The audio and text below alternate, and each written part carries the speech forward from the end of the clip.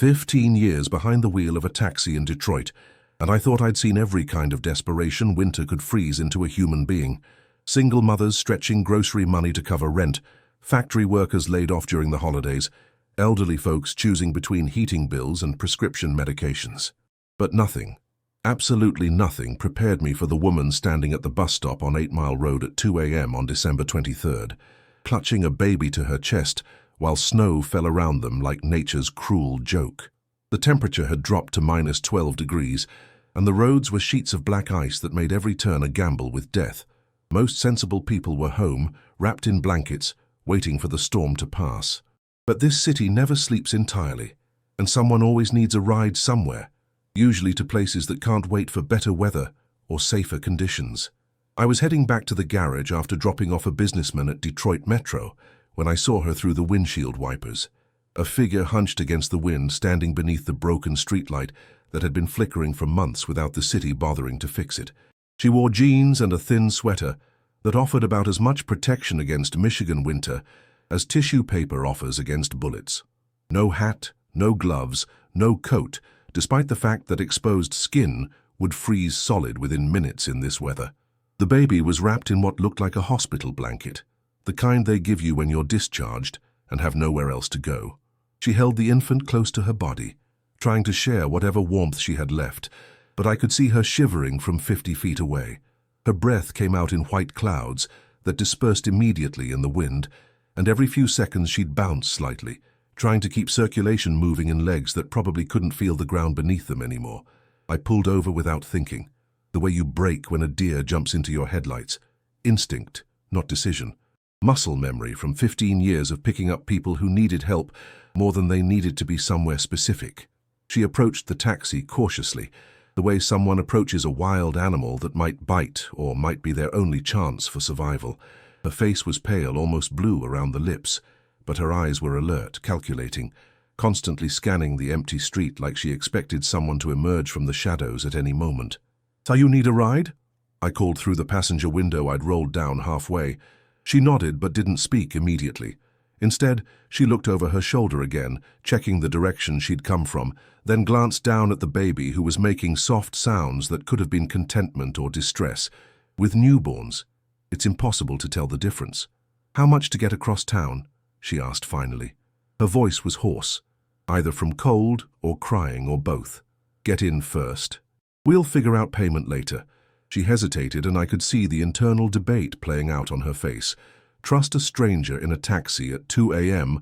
or freeze to death holding her baby on a street corner where help might never come. The choice was obvious, but obvious choices are sometimes the hardest ones to make when you've been hurt by people who were supposed to help you. The baby made a sound, and she looked down with an expression I'd never seen before. Love so fierce it looked like pain, protection so complete it bordered on desperation. Whatever had brought her to this street corner, whatever she was running from, this child was the reason she was still fighting instead of giving up. She opened the door and slid into the back seat, pulling the baby closer to her chest as warm air from the heater hit them both. I could hear her exhale with relief, a sound that came from somewhere deeper than lungs, somewhere in the soul where hope lives when everything else has died. "Where to?" I asked, adjusting the rearview mirror so I could see her face. "I don't know," she said, and those 3 words contained more honesty than most people manage in entire conversations. "Somewhere safe, somewhere warm, somewhere they won't find us." They. The word hung in the air like smoke, carrying implications I didn't want to think about. Domestic violence, maybe. Abusive partner, controlling family, dangerous ex-boyfriend. The baby suggested recent complications, new vulnerabilities, fresh reasons for someone to be angry enough to force a woman out into a blizzard with nothing but the clothes on her back and a child in her arms. I looked at her in the mirror, really looked, and saw something that made my chest tighten. She couldn't have been older than 22, with the kind of exhaustion that comes from weeks of poor sleep and constant fear. Dark hair that needed washing, clothes that had been worn too many days in a row, fingernails bitten down to the quick. But underneath the fatigue and terror there was something else, determination. The kind of steel-spined resolve that keeps mothers walking through blizzards when quitting would be easier. "Ma'am, I need to ask, are you hurt? Do you need medical attention, the baby?" She shook her head quickly, too quickly, the way people do when they're lying to protect someone else from worry. "We're okay, just cold. Just need to get somewhere safe." The baby chose that moment to open its eyes, and I caught a glimpse in the mirror that made my blood freeze colder than the air outside. Those weren't the unfocused, sleepy eyes of a newborn adjusting to the world. They were alert, aware, and completely silent in a way that babies should never be. This child had learned not to cry, learned not to make noise, learned survival skills that no infant should ever need to know. "How old?" I asked, though I was afraid of the answer. 3 weeks, she whispered, and her voice broke on the words. 3 weeks tomorrow. 3 weeks old, and this baby had already learned that silence meant safety, that crying brought danger, that the world was a place where making noise could get you killed. I've seen enough domestic violence cases to recognize the signs.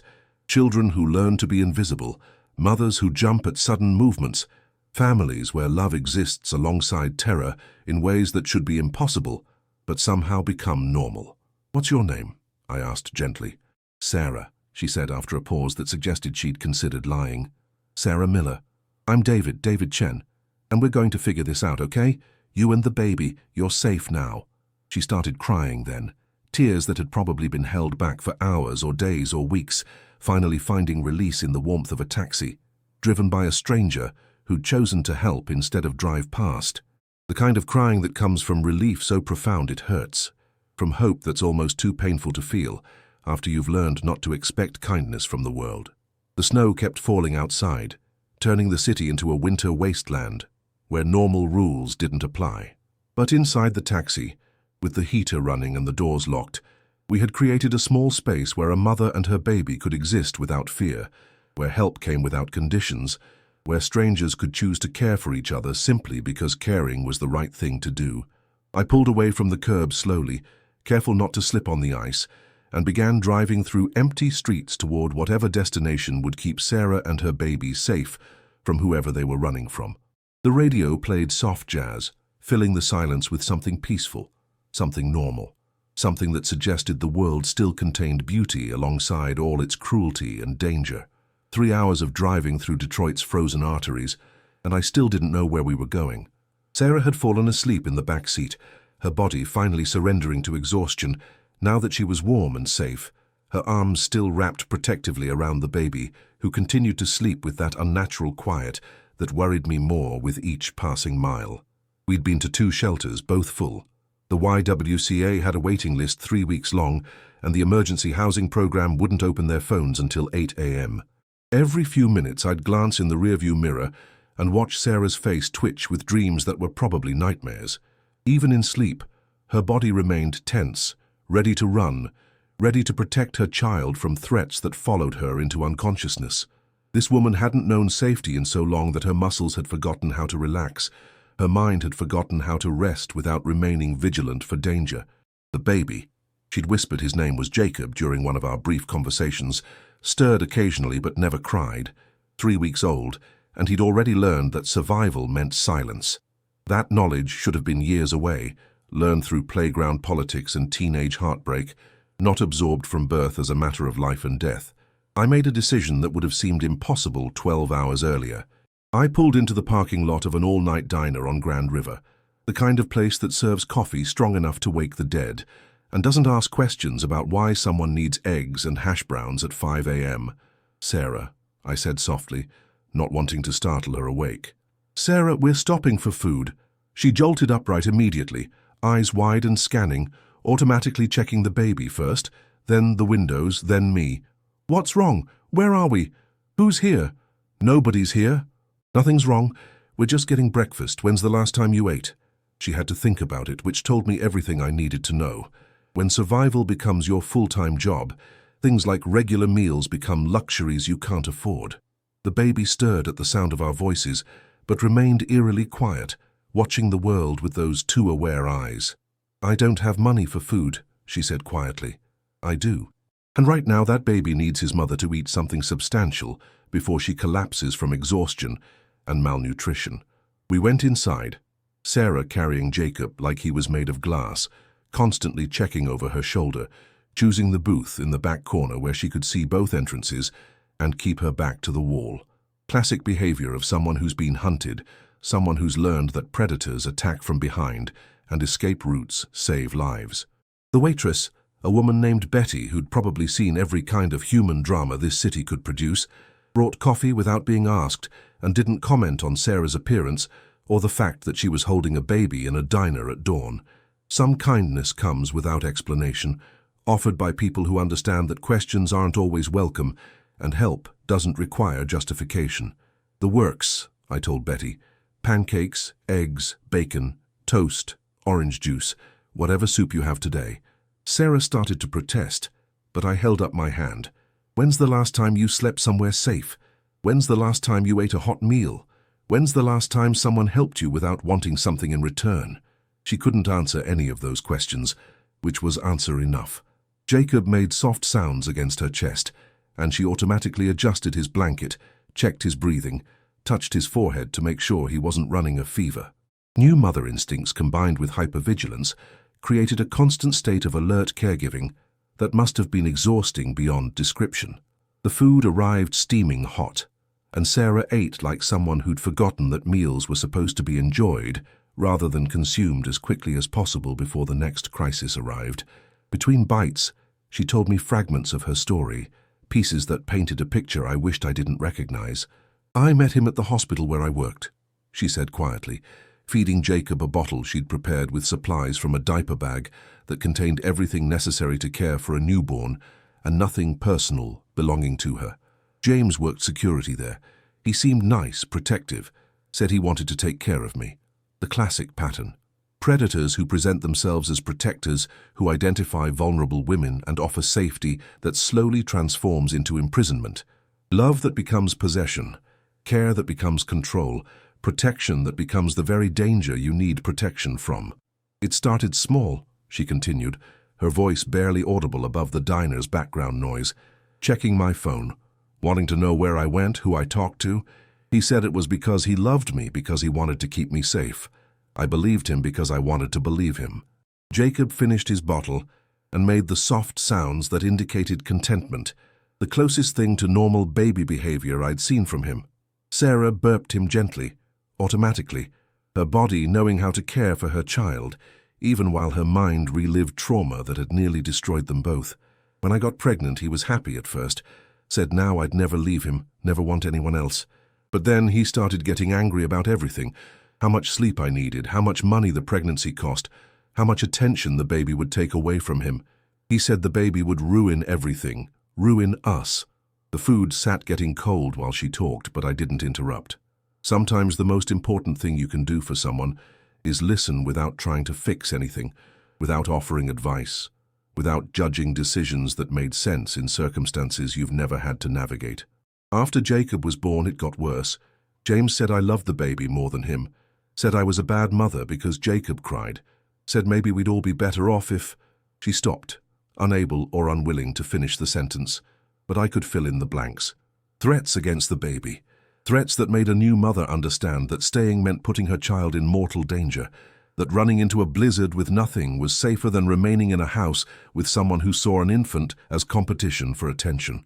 You know, I've been driving this taxi for 15 years, and I've picked up thousands of people running from thousands of different kinds of danger. But there's something about a mother protecting her child that hits different, cuts deeper, makes you understand that some battles are worth fighting even when you're not sure you can win. Sarah didn't just leave an abusive partner. She chose her baby's life over her own safety, chose uncertainty over the familiar terror of staying with someone who might kill them both. If you've stayed with us this far into Sarah and Jacob's story, I need you to know something. Every time you watch videos like this, every comment you leave about standing up for what's right, every story you share about helping someone in need, you're part of a community that believes kindness matters, that ordinary people can make extraordinary differences in each other's lives. We don't make these videos for views or likes. We make them because stories like Sarah's need to be told, because hope needs to be shared, because sometimes the most important thing we can do is remind each other that we're not alone in this world. Hit that subscribe button if you believe that love is stronger than fear, that helping someone doesn't require being a hero, just being human. The sun was rising over Detroit, painting the snow-covered streets in shades of gold and pink that made the city look almost beautiful, despite all its broken windows and abandoned buildings. Sarah had finished eating and was holding Jacob against her shoulder, patting his back gently while he slept with the profound exhaustion that comes after a bottle of warm formula and the first safe sleep he'd probably had since birth. I'd been thinking while she ate, running through options in my mind, trying to figure out how to help a woman and baby who needed more than just a ride across town. Sarah needed somewhere to stay. But more than that, she needed time to heal, space to be a mother without looking over her shoulder, resources to build a new life away from someone who'd threatened to destroy the one she'd created. "Sarah," I said carefully, "I need to ask you something, and I want you to know you can say no without worrying about judgment or consequences. My wife Maria and we have a house in Dearborn. Not fancy, but it's warm and safe. We have a spare bedroom that's not being used for anything important. Jacob could have his own space, quiet place to sleep, and you could rest without worrying about where you'll be tomorrow night." She looked at me with suspicion that had been earned through experience, the automatic wariness of someone who'd learned that offers of help often came with hidden costs, strings attached, expectations that turned assistance into another form of control. "Why would you do that? You don't know us. You don't know what kind of trouble we might bring to your family." Because 23 years ago, Maria was in a situation similar to yours. Different circumstances, same fear, same desperation. A stranger helped her when she had nowhere else to turn, and that stranger became my mother-in-law when Maria and I got married 5 years later. Sometimes help is just help, offered by people who understand that none of us get through this world completely alone. The story was true, though I'd never told it to a passenger before.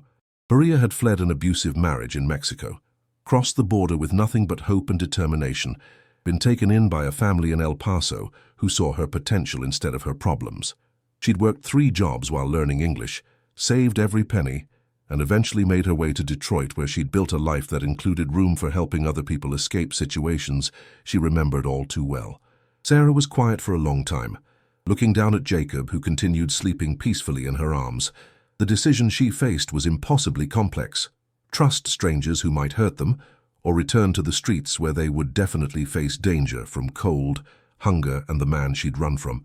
"If I say yes," she said finally, "what happens when he finds us? Because he will find us. James doesn't give up on things he considers his property, and in his mind, Jacob and I belong to him." The question revealed the depth of her fear, the understanding that running away was only the beginning of a much longer fight for freedom. Abusive partners don't simply accept that their victims have escaped. They hunt, they pursue, they escalate violence when control is threatened. Sarah wasn't just asking for temporary shelter. She was asking us to become allies in a war against someone who'd already proven willing to threaten an infant to maintain power over a woman. "Then we deal with that when it happens," I said. "Maria and we're not defenseless people. We know what we're getting into, and we've helped other women in similar situations. You and Jacob won't face this alone." She started crying again, but these tears were different from the ones in the taxi earlier. These carried relief mixed with gratitude, hope mixed with disbelief, that strangers would choose to become involved in problems that weren't theirs to solve. "I need to call my sister," she said suddenly. "She lives in California, doesn't know about James, doesn't know about Jacob. If something happens to me, she needs to know she has a nephew." The sister in California represented Sarah's insurance policy, her way of ensuring that Jacob would have family to protect him if James found them, and finished what he'd started. Planning for your own potential murder while holding your 3-week-old baby is the kind of calculation no mother should ever have to make, but Sarah was making it with the practical efficiency of someone who'd learned to expect the worst while hoping for something better. We drove to my house through neighborhoods that were slowly waking up, shift workers heading to factories, parents walking children to bus stops, the ordinary rhythms of people living ordinary lives that suddenly seemed precious beyond description. Sarah stared out the window like she was seeing normalcy for the first time, communities where people could walk without fear, where children played in yards without having to be silent, where safety was assumed rather than fought for daily. Maria was in the kitchen when we arrived, preparing for her job as a social worker at the community center, but she took one look at Sarah and Jacob and immediately shifted into the mode I'd seen her use with dozens of women over the years. No questions about circumstances, no judgment about decisions, just immediate practical care focused on meeting basic needs before addressing larger problems. "Bathroom is upstairs," Second door on the right, she told Sarah. Clean towels in the cabinet, hot shower, take as long as you need. I'll fix a bottle for Jacob and get the crib set up in the spare room. Sarah looked overwhelmed by the simple kindness, by being offered help without having to explain herself, defend her choices, or prove she deserved assistance. She climbed the stairs slowly, still holding Jacob, still looking around like she expected danger to materialize from ordinary household objects. An hour later, she emerged from the shower wearing Maria's robe, her hair clean for the first time in weeks, some color returned to her face. Jacob was sleeping in the portable crib Maria had retrieved from the basement, surrounded by soft blankets and stuffed animals that had been waiting for the next child who needed comfort and safety. David told me you have a sister in California, Maria said, handing Sarah a cup of coffee and sitting across from her at the kitchen table. Have you thought about moving out there? Getting completely away from here, starting fresh somewhere James can't find you? Sarah nodded. I've thought about it constantly, but I don't have money for bus tickets, don't have identification that isn't connected to James somehow, don't have any way to support myself and Jacob if I show up on my sister's doorstep with nothing. What if those weren't problems? Maria asked. What if there were people who could help with travel expenses, temporary identification, job placement assistance? What if running away could become starting over instead of just continuing to run? Hope flickered across Sarah's face, cautious and fragile but real. You know people who do that kind of thing. I work with them every day. Underground networks of people who help women escape domestic violence, relocate safely, build new lives in places where their abusers can't reach them. It takes time, planning, patience, but it can be done.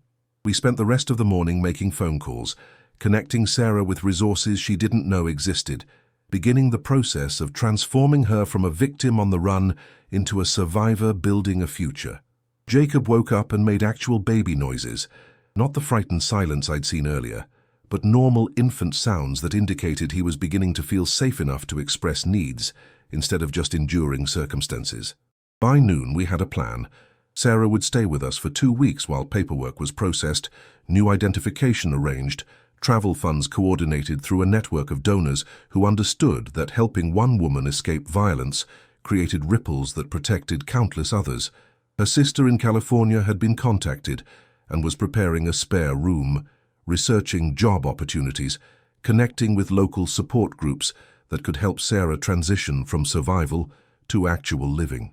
But plans are fragile things, and safety is always temporary when you're dealing with someone who considers violence an acceptable tool for maintaining control.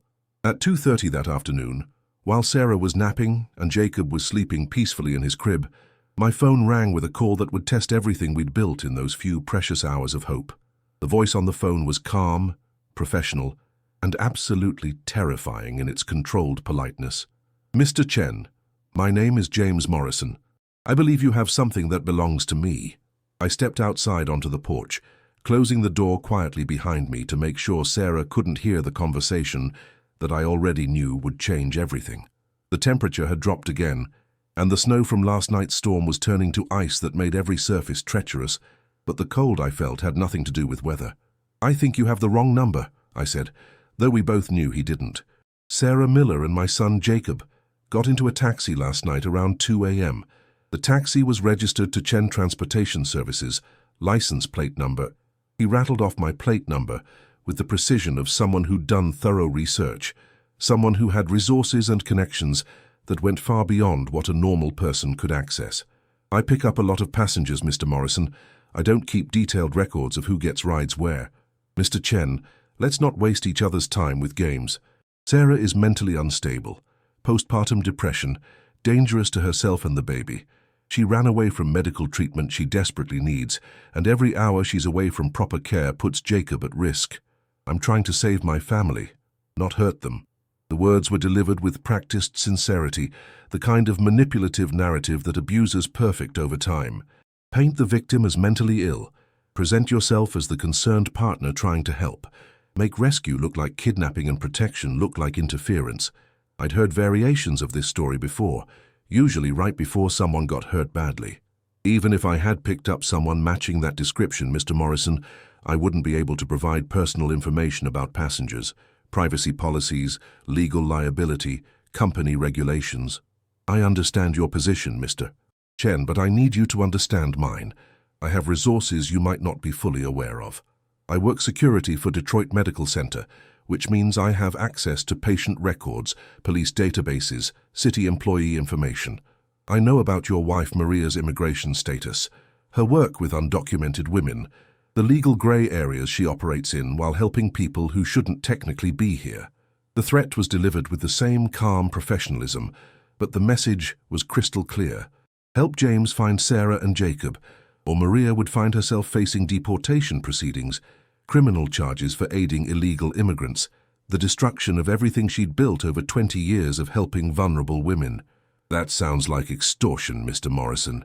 That sounds like reality, Mr. Chen. I want my family back safely.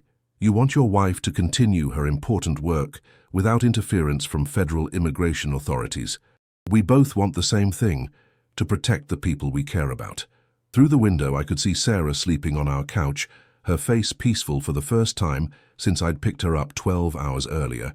Jacob was in his carrier beside her, making soft baby sounds that indicated he was warm, fed, safe.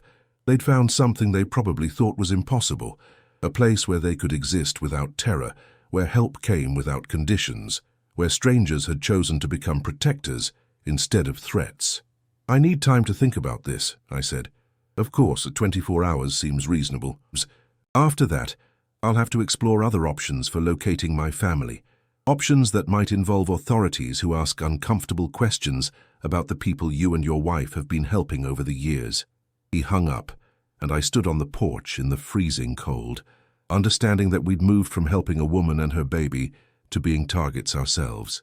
James Morrison wasn't just an abusive partner. He was someone with institutional power, connections, resources that could destroy lives with paperwork and phone calls instead of violence and direct confrontation. I went back inside to find Sarah sitting up, instantly alert despite having been asleep seconds earlier. Who was on the phone? What's wrong? We need to accelerate our timeline, I said. James found out you're here. The color drained from her face completely. How? We were so careful.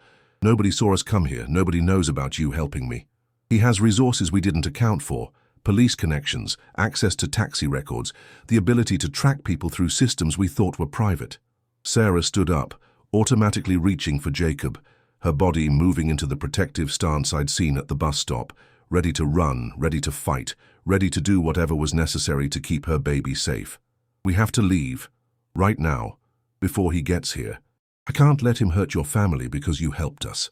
No, Maria said, emerging from the kitchen where she'd apparently been listening to the entire conversation. Running solves nothing except giving him time to set more traps, gather more information, hurt more people. We fight this differently. You don't understand, Sarah said desperately. James doesn't make empty threats. If he says he'll destroy your lives, he will.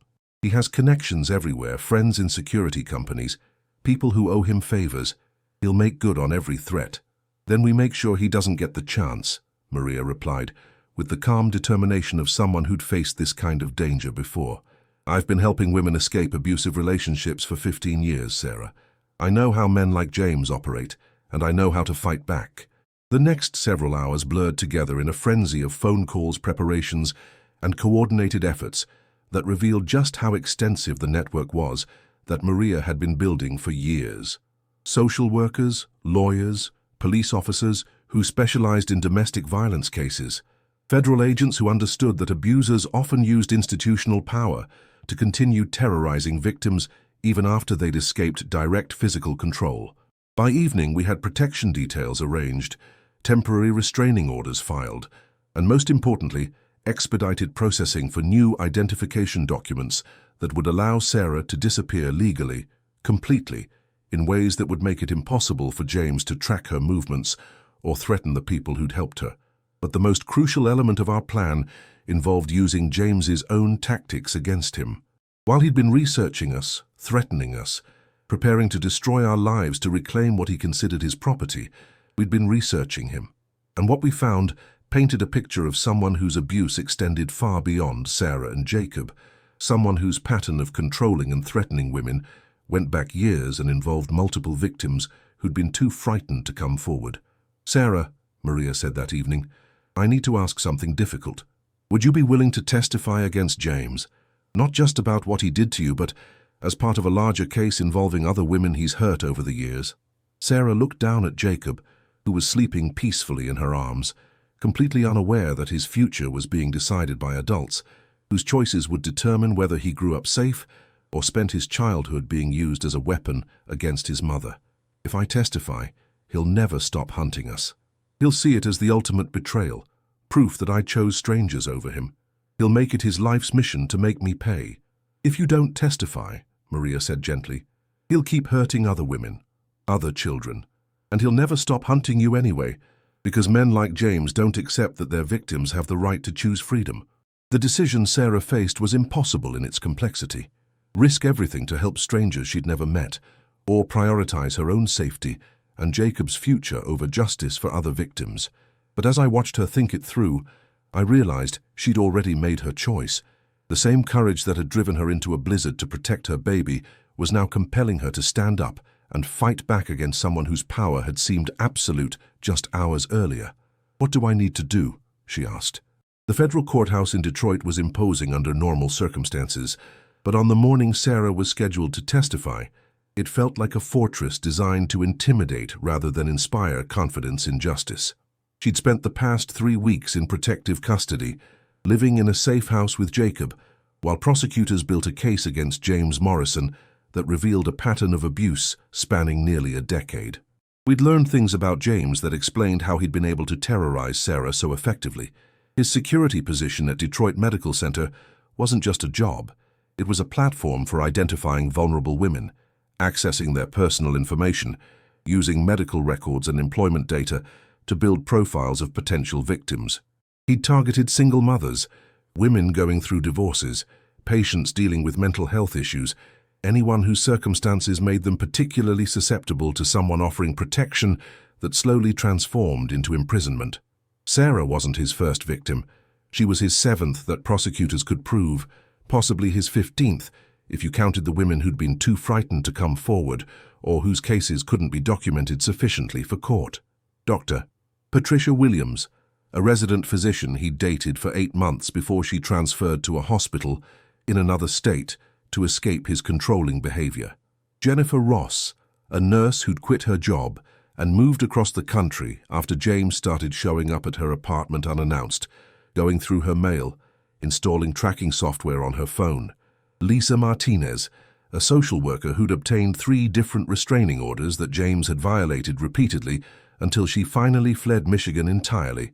The pattern was always the same: identify a vulnerable woman, offer help and protection, gradually escalate control mechanisms, isolate the victim from friends and family, use institutional access to monitor and track, respond to any attempt at independence with threats that demonstrated just how much personal information he'd gathered and how easily he could destroy someone's life through official channels. But Sarah's case was different, because Jacob made it different. Threatening a woman is one crime. Threatening an infant crosses legal boundaries that prosecutors can use to seek much harsher sentences.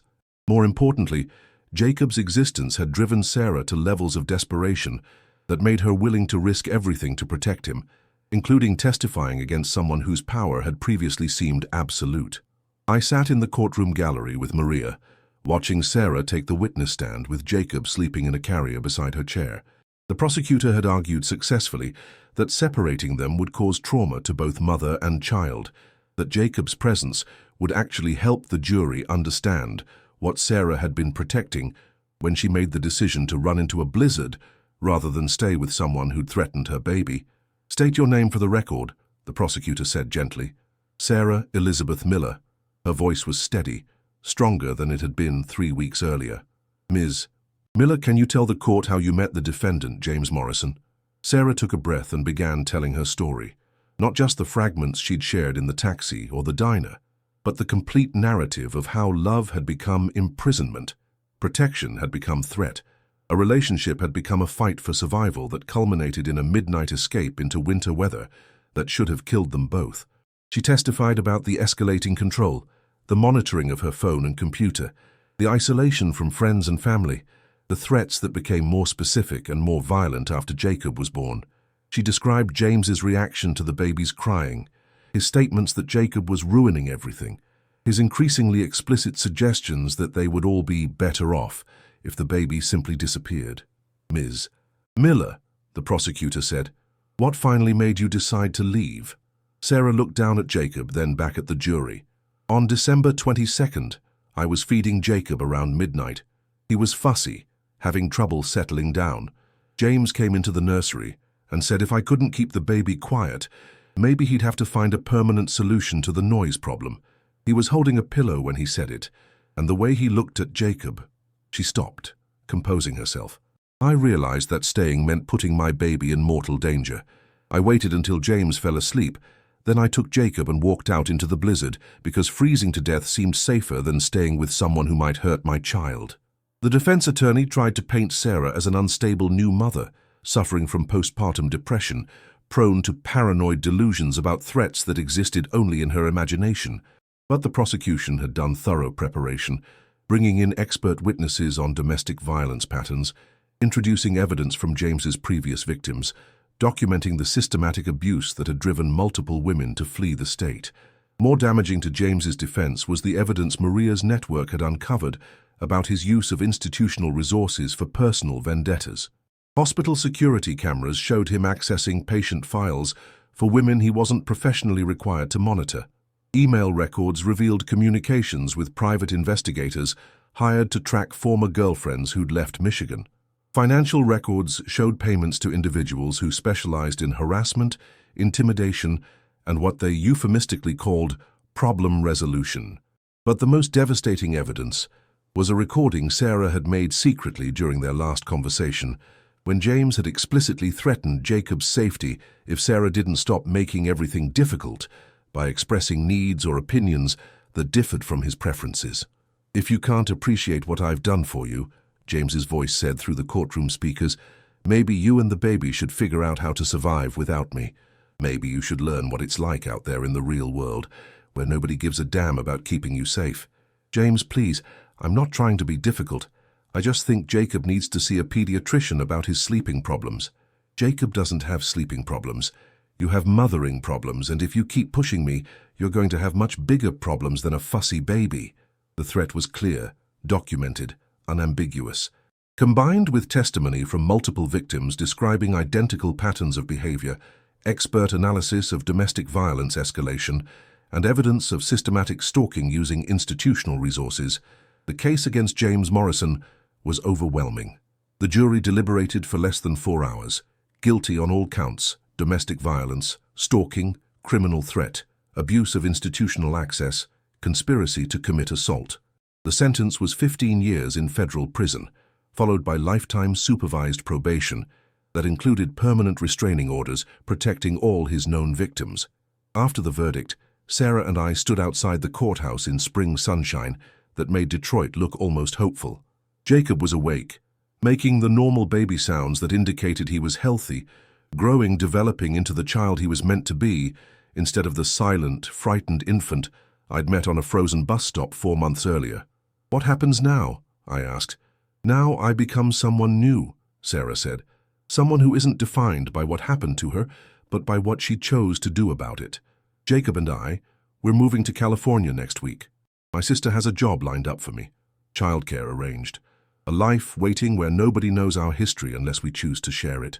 She looked at me with tears in her eyes, but they were good tears this time. Tears of gratitude and hope rather than fear and desperation. "David, I need you to understand something.